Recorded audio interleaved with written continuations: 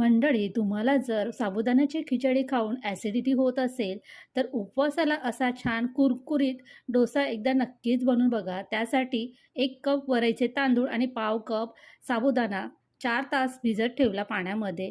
चांगला भिजल्यानंतर याला मिक्सरच्या भांड्यामध्ये घालून, अगदी थोडं पाणी घालून याला छान असं बारीक वाटून घेतलं. एका बाउलमध्ये काढून घेतलं, अर्धा तास झाकून ठेवलं.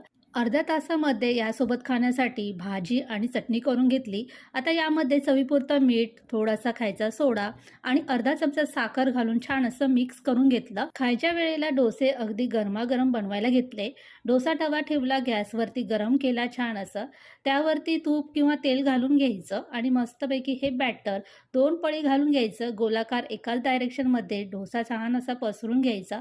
वरून तूप घालायचं आणि डोसा छान क्रिस्पी होईपर्यंत भाजून घ्यायचा. असा डोसा आवडला असेल तर नक्कीच लाईक आणि कमेंट करायला विसरू नका.